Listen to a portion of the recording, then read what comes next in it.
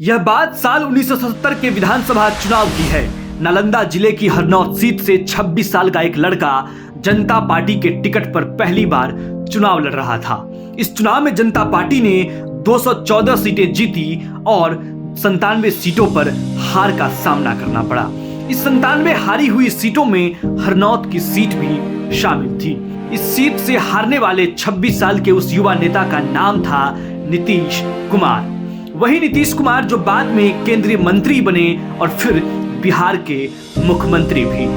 नीतीश को पहले चुनाव में जिससे हार मिली थी उनका नाम था भोला प्रसाद सिंह। भोला प्रसाद सिंह वही नेता थे जिन्होंने 4 साल पहले ही नीतीश कुमार और उनकी पत्नी को कार में बैठाकर घर तक छोड़ा था। नीतीश कुमार पहली हार को भूलकर 1980 में दोबारा इसी सीट से खड़े हुए, लेकिन इस बार जनता पार्टी सेकुलर के टिकट पर। इस चुनाव में भी नीतीश कुमार को हार का सामना करना पड़ा। वो निर्दलीय अरुण कुमार सिंह से हार गए। इस हार के बाद नीतीश कुमार इतने निराश हो गए कि उन्होंने राजनीति छोड़ने का मूड बना लिया। इसकी एक वजह यह भी थी कि नीतीश कुमार को यूनिवर्सिटी छोड़े 7 साल हो गए थे और शादी हुए भी काफी समय हो चुका था। लेकिन इन तमाम सालों में वो एक पैसा भी घर नहीं लाए थे। इन सब से तंग आकर नीतीश राजनीति छोड़कर एक सरकारी ठेकेदार बनना चाहते थे। वो कहते थे कुछ तो करें, ऐसे जीवन कैसे चलेगा। हालांकि वो ऐसा नहीं कर पाए। लगातार 2 चुनाव हारने के बाद नीतीश कुमार 1985 में तीसरी बार फिर हरनौत से खड़े हुए। इस बार वे लोकदल के कैंडिडेट थे। इस चुनाव में नीतीश 21,000 से ज्यादा वोटों से जीते। उन्होंने कांग्रेस के बृजनंदन प्रसाद सिंह को हराया। नीतीश ने आखिरी बार 1995 में विधानसभा चुनाव लड़ा था। हालांकि उन्होंने बाद में इस सीट से इस्तीफा दे दिया और 1996 के लोकसभा चुनाव में खड़े हुए। 1985 में पहली बार विधायक बनने के बाद नीतीश कुमार 1989 के लोकसभा चुनाव में बाढ़ से जीतकर लोकसभा पहुंचे। उसके बाद 1991 में लगातार दूसरी बार यहीं से लोकसभा चुनाव जीते। नीतीश कुमार 6 बार लोकसभा के सदस्य रहे।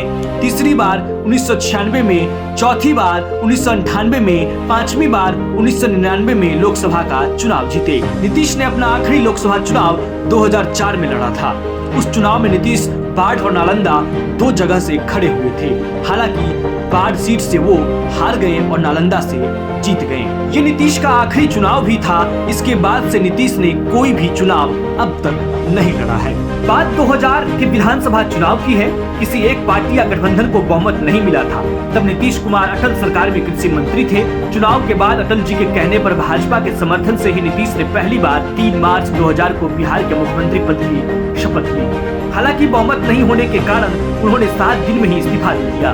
उन्होंने अटल बिहारी वाजपेयी की तरह ही इस्तीफा देते हुए कहा कि वो जोड़ तोड़ कर सरकार नहीं बनाना चाहते।